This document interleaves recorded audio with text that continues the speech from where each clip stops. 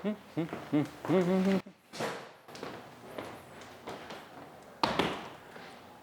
there, and welcome to Large Format Friday. I'm your host, Matt Marrash. If this is the first time you're stopping by the channel, there's a playlist of our entire third season of LFF. If you haven't subscribed yet, each and every Friday, we're gonna be here and we're gonna be chatting about something large format.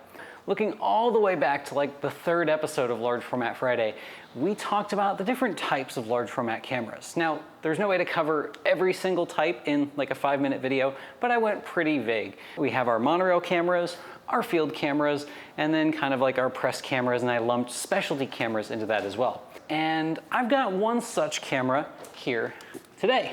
Let's crack this open and take a look at what's inside.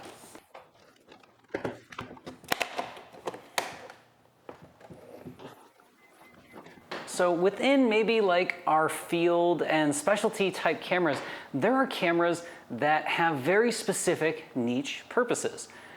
One of those that existed was a class of cameras called shift cameras. A shift camera is one that, well, has exclusively shift. Shift will also include left to right shift as well as rise and fall, namely rise and fall. We had camera manufacturers like Linhof, Cambo, Dai, Alvandi, and this interesting thing right here. Say hello to the Silvestri S4. Back in 1981 in Florence, Italy, Vincenzo Silvestri started the Silvestri Camera Company. His goal was to make very high-end, precise shift cameras for medium format photographers that were specializing in landscape and architecture, with a big focus on architecture for commercial photography. A shift camera has a very rigid design and allows for a generous amount of shift, in this case vertical shift. The S4 was their third camera, and this launched in 1994. This specific one, it was their first foray into large format. This is a 4x5 capable shift camera, and what makes it so special is how high quality, highly machined, and incredibly precise this specific camera is. So a specialty camera like this Silvestri is made for use typically with ultra wide, wide, and wide standard type lenses. According to the data sheet, the Silvestri supports lenses from 47 millimeters all the way up to 135 millimeters. It was made specifically for really high-end, modern corrected glass like those produced by Schneider and Rodenstock. I'm sure there's more that take it, but on the official sheet, those are the only two manufacturers stated. You might also notice there's no bellows on this camera. Typically, cameras that took these super wide-angle lenses could just be a solid machined piece. Silvestri took it a step further in offering a unique focusing and interchangeable lens system. This model of camera took Silvestri bayonet mount lenses, which were for their medium format series, as well as mounted lens boards for converting 4x5 lenses. I got 2 of those in the package here. Let me bring them up. The first one of the lenses that this camera came with is the Schneider Super Angulon 58mm XL f5.6. This is a crazy wide lens. Equivalent field of view, this is like if you had something like a 17 or 18 millimeter on a 35 millimeter full frame camera. Super wide, crazy corrected, and just really pleasing sharp images. You'll notice this is mounted on a lens board, but also appears to have a focusing ring, and that's because it does. The Silvestri cameras utilize a helical focusing mount. Helical, helix, that just means if I twist the barrel, it pushes the focus forward and backward. No need for bellows when you have it mounted to one of these. Now, the downside about such a high-end specialty camera, they are using these specialty 104mm rounded lens boards, so no standard Linhof Technica or anything. This red dot on the top corner of the lens is my reference point, so I can just rock it in to the assembly and then lock it from the bottom. So once it's locked in right there, I've got my lens mounted and I can go about focusing the way I normally would, where I open up the shutter and I can look at it on the ground glass. Now, the ground glass is going to be my preferred way to work with a camera like this because, well, it's large format. Put the dark cloth on it and go to town. This particular camera also has another lens that came with it in the kit. Let me show you. This is the Schneider Super Angulon XL 47mm f5.6. This 47mm has an equivalent field of view of a 12mm on a full frame camera. And of the two, well, yeah, I'm gonna go with the widest one. I have a real love affair with the wide angle lenses, and when I can see them on large format, I am very, very happy about them. So I'm gonna lock this on there. And for those of you keen of the eye, if you see this kind of glowing that's going on with the lens, that's because this one, sorry about the squeak, this is the Schneider 3C center filter. So there's neutral density deposited from the center with a fall off that counteracts the vignette. Anymore, we do this with software, but if you're shooting things like transparency film or E6, having this on this lens is pretty much a necessary. The way I'm gonna run with this camera while playing around with it in the field is exactly that. I'm gonna put the center filter on there and roll with it as is. So I just put on two different lenses. How do we account for the lack of bellows on a camera like this? Well, the Silvestri camera has kind of a unique workaround. So of course we have our lens in our helical mount, so our rotating barrel mount. That pops onto the lens board. That's the main camera body right there, the tallest portion where we have the shoe. And on the back here, we go right to our film back, graph lock back. So I can take this off and I can add on adapter backs, anything that is a graph lock accessory pops right on and the pins lock it down. If we start using longer focal length lenses with the Silvestri, we're actually gonna need to get spacers. So I can take the back portion off right here and right here, remove that and start adding spacers. The longer the focal length lens, the further back I'm going to space the back. It's a very smart design. The only downside is here, nearly 30 years on from manufacture, it may be harder and harder to get those. The good news is Silvestri still manufactures cameras. I'm not sure about the S4, but they still have a wealth of information on their website and links for newer cameras and such to purchase. So that's pretty cool. So why this camera? What's up with this? Well, I work at a camera retail store, Midwest Photo to be specific. And when I saw this camera in, I told them I just have to play with this. It's so unique and so different. And they generously accepted. This thing also came with some Horseman roll film backs, specifically 6x12. The 6x12 really feels like I'm still getting a lot of real estate, and it gives me a nice 1:2 panoramic aspect ratio. You get a whopping 6 shots per roll on 120 film, and yeah, I'm gonna need to load this thing up and see what we can do out in the field.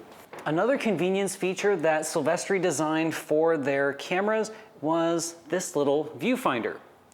This viewfinder is really, really handy when you are using something like a roll film back because it allows you to treat it more like a big medium format point and shoot. It has a bubble level in the top of it, and it also has these variable masks. This viewfinder also comes with the right masks for the 47mm lens, the 58mm lens, and to account for the 6x12 aspect ratio, which is just amazing. So if I put this mask in like so, and I look through, I'm getting the right field of view that I need, and I can see in the bubble level right here that I am now perfectly level. So I can pretty confidently run and gun with this and a medium format back. Now we're really shooting. So I took this camera out a few different times in an attempt to get to know it a little bit better. By no means is this going to be a camera review. It's barely an overview with the limited time I had with it. It takes me a very, very long time to get to a comfort level with the camera. With my Takahara, for example, I was probably about 2 years into it before I really felt like I knew every single thing that it could do, and I've experienced it out in the field. For me, that also means making mistakes with the camera. In working with the 6x12 backs, I also got an excuse to shoot some color film, which I don't always do in large format. So I loaded up 3 rolls of Kodak Portra 400 into the Horseman 6x12 roll film back, and it was super easy to load. I just wound the film around. There was a little window that the start arrow shows up in, so once the start arrow is visible in that little catch window, once it's wrapped around, then you just close the back and advance, and it automatically stops at 1. This camera is really, really made for architecture. And I think the 6x12 back was my favorite application for that. And it gave me an excuse to go downtown in Columbus, Ohio, and look for some unique compositions that were maybe a little bit longer frame than the standard 4x5 aspect ratio that I'm always shooting with large format.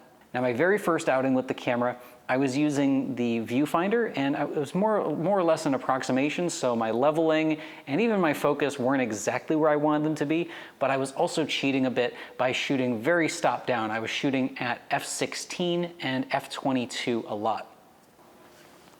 I went to a few different locations. I went to one of my old standbys on the riverfront. The Riverfront Park on the Scioto Mile was also featured in my 8x20 ultra large format episode almost this time last year, and was a great place to look for those long compositions as everything was kind of snaking along the river. One of the big things that I was looking for in compositions like this was to place interesting objects, not just in the foreground and background, but also at the extreme edges of these compositions. When you have a really long frame, it's really easy for your eye to just kind of go out of it, and it's our job as photographers to be decisive about everything we include in there. When you're working with these super and ultra wide angle lenses, you're not going to get optimal coverage with them until you stop down to around f/16 with the easiest working capability on these lenses at around f/22. I stuck with the 47 the entire time I was shooting because by the time you cropped into the 6x12, it was still a really nice ultra-wide panoramic. It almost had a cinematic panning the camera feel. And I thought that worked really, really well with some of the urban construction and some of the older buildings that I was photographing with this. Some of my favorite things about using this camera were I didn't have to worry about the bellows. You never know when the bellows is finally gonna go. Generally though, if we fold our camera up properly and store everything the way we're supposed to, they're gonna hold, but you just never know. So I was really happy to be working with a camera that didn't have a bellows. Now, most of the time I was using this, I did not use the viewfinder, I was using the ground glass. I didn't find that to be a big issue. I love working with ground glass and it allowed me to check fine focus. That helical, it seems silly, but I'm so used to rack and pinion focus, so loosen a knob, push a knob, tighten the knob, focus, that when I shifted to, back to what I'm working with like a 35 or a medium format camera, it was a different change. And I think one or two shots, I might have been slightly out of like my optimum focus because I forgot to change the helicoid mount. Now, one thing I think I got burned on for at least one, maybe even two shots was when you're done making the exposure, the only way the back knows that you've made an exposure is by pushing that little silver tab following the arrow to the left. And then after you press that tab, it's about 2 full strokes to advance to the next frame. I want to take a moment out of today's camera overview to thank our LFF sustaining members. The program has been going great. I have a lot of you LFF members taking me up on the $10 subscriber level, where at the $10 a month level, you're going to show up here in the supporter credits, as well as get unlimited email access with a 24-hour guaranteed reply. So that is a perk exclusive to LFF sustaining members, and thank you. Now, this wouldn't be Large Format Friday if I also didn't get the opportunity to shoot pieces of 4x5 inch film. Earlier this spring, we were testing that Delta 100. We found our working film speed, or our personal ISO of 125 in the developer combo that I'm using. So I loaded up my last 6 sheets of that and headed down to German Village. So I headed to Schiller Park, and there's this awesome long tree, like just these super, super mega long branches once you walk in there, and it's very cool. You just kind of get welcomed to the park with these really, really sprawling branches. And I've never had a camera and lens combo that was so fit for expressing just kind of how long and spread out this tree is. So I took a few shots on 6x12, as well as maybe a few too many on 4x5. I did two landscape shots, one trying to frame up these branches kind of snaking away from the frame, and another one which was more or less a straight-on shot as you see it when you enter the park, and then a vertical just to kind of see what would happen. I knew it was going to be stupid wide, but it worked out pretty well. Even though I had 40 millimeters of rise available to me, because this is a geared shift camera, according to the Schneider data sheet, you've only got about 8 to 9 millimeters worth of rise within the image circle on that lens. If you push it any further, you're going to get a really steep fall off because you're at the very edge of that projected image circle.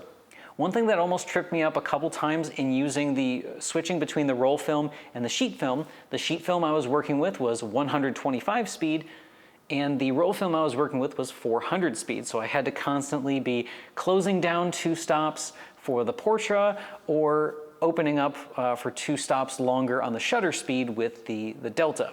One of the final places I went was, well, right here at 400 West Ridge.